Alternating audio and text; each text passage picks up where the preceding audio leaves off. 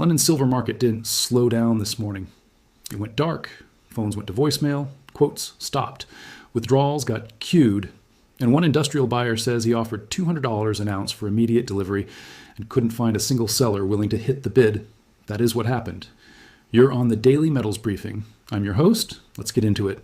Because if London is the heart of physical silver, then what I watched on my screen today looked like cardiac arrest. It's 9:15 a.m. in London. Markets have been open long enough for the normal chaos to show up.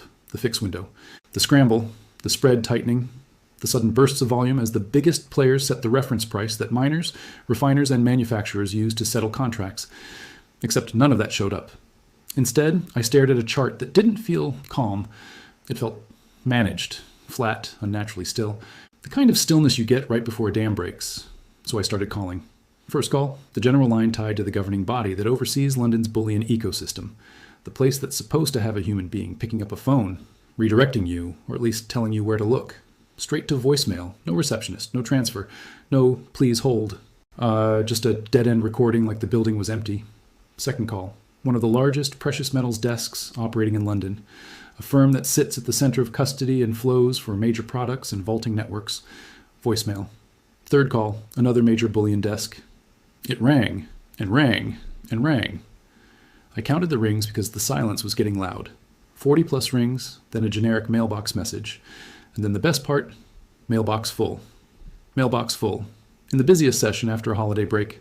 Then I called a vault operations contact, someone who normally answers quickly because his job is literally to move metal when the city wakes up. Voicemail. So I switched channels, email, WhatsApp, Signal. 3 separate bullion contacts, 3 separate routes. Same result, nothing. No replies, no we'll get back to you. No markets thin, no try later. Just an empty airlock. And this wasn't a weekend. This wasn't a bank holiday. This was Monday morning, December 29th. First full trading day after the Christmas break. London should have been roaring. Instead, it felt like someone flipped a switch. Here's why that matters. London isn't just a market. London is the artery. This is where a massive share of the world's wholesale physical silver trading is coordinated.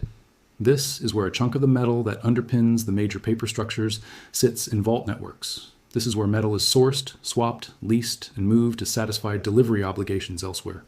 If London is silent, the problem isn't sentiment. If London is silent, the pipe is clogged. And when the pipe is clogged, the screen price becomes theater. Now, you might be thinking, if the pipe is clogged, why isn't the price screaming higher? If this is real, why isn't silver already at $100? That's the correct question. But it assumes this market is allowed to behave like a free market. It isn't, not when the stakes get big. Because what I'm seeing today doesn't look like panic. It looks like containment. A true uncontrolled failure is messy. Spikes, gaps, halts, liquidity vanishing in bursts, traders screaming to offload risk. This was the opposite. This looked like someone removed the bids on purpose and told everyone to stop talking. And that points to one thing, a stand down. Not a technical glitch, not low volume, not people are away. A stand down. The kind of stand down that happens when the people who manage the plumbing decide it's safer to freeze the flow than to let the price discover the truth. Think about it. If London starts repricing physical silver violently before New York even wakes up, you don't just get a price move. You get a narrative collapse. You get industrial buyers calling their boards. You get ETF holders asking hard questions. You get people trying to convert paper into metal at the same time. And that's the one thing the system cannot afford, a synchronized run. So what do you do when you can't print ounces? You delay the run. You slow the conversion. You make the phones go quiet. You make the market look stable. You keep the pressure valve shut for a few more hours until you can stage manage the opening in the US session. That's what today felt like. And then a message came in that made it worse. Late morning London time, a contact tied to vault operations at a major storage facility sent a short note. No drama, no exclamation marks, just an operational instruction. Effective immediately, silver withdrawal requests were being queued pending a compliance review. Management instructed staff to cite ongoing market disruption. And the key line? We've been told this is not temporary. Read that again. Not temporary. That's not a delay. That's a lock. Now let me translate what that means for anyone who thinks they're safe because their metal is allocated. In this world, there are 2 buckets. Unallocated, you don't own bars. You own a claim. You are a creditor. If the institution fails, you stand in line. Most people understand unallocated is risky. They've been told it's an IOU. Allocated is supposed to be different. Allocated means specific bars are set aside, serial numbers, a list, A legal structure that says, this is yours, stored in a building you don't control. That's the promise. But here's the uncomfortable truth.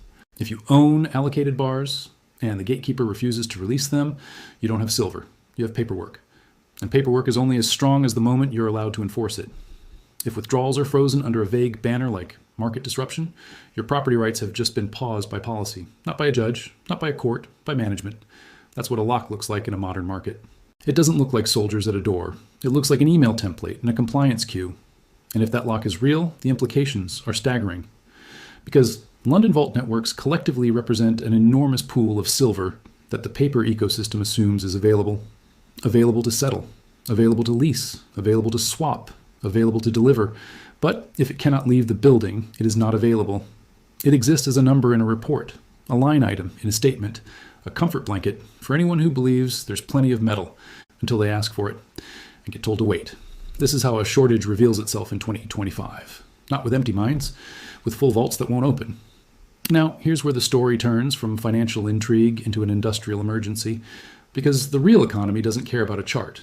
The real economy cares about delivery windows. Factories don't keep 6 months of silver sitting around.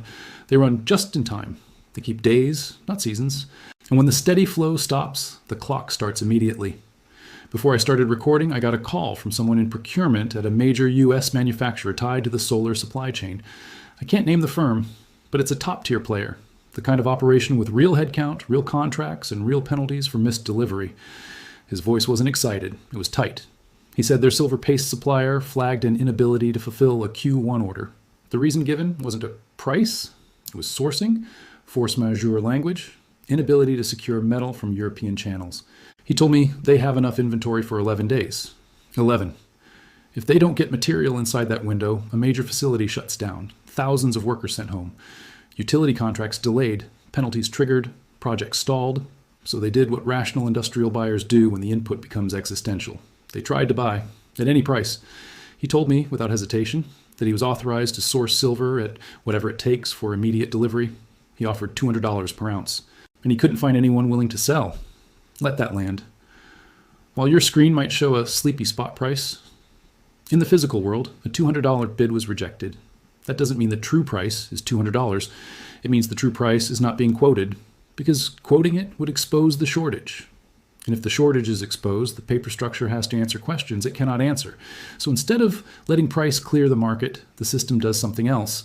It hides the market. It turns the screen into a story. And while the real transactions happen in private, with silence as the tell, and this is the moment where people get confused. They'll say, if it's so tight, why can't I see it on the chart? Because charts don't measure metal.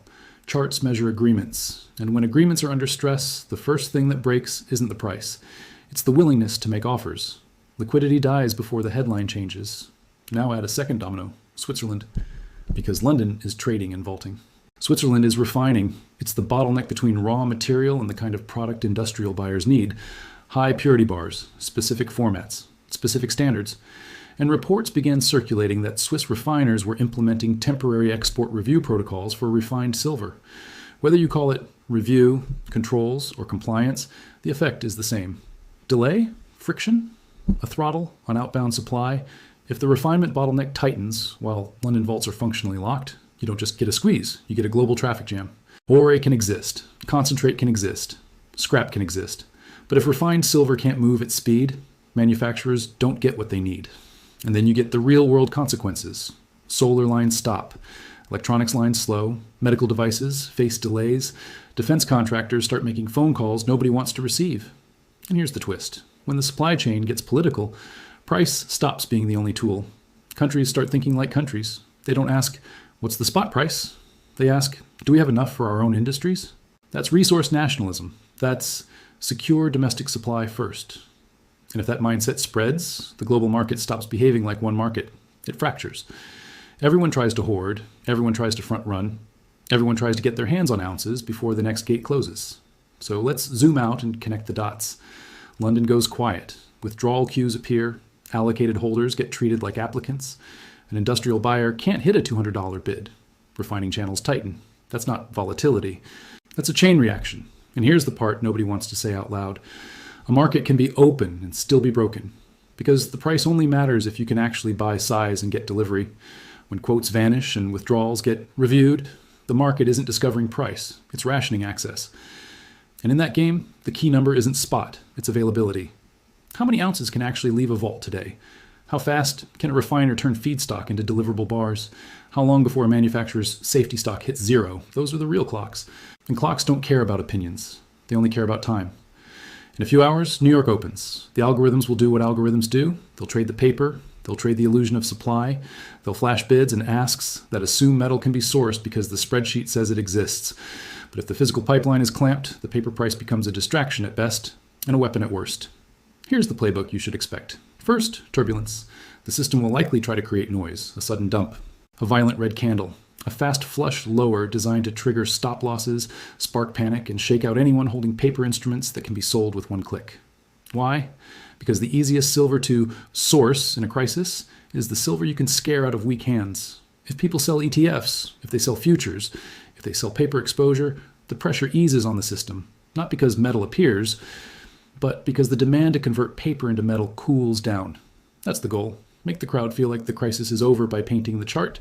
And when that doesn't work, they'll try the second move, narrative. They'll tell you it's holiday illiquidity. They'll call it technical issues.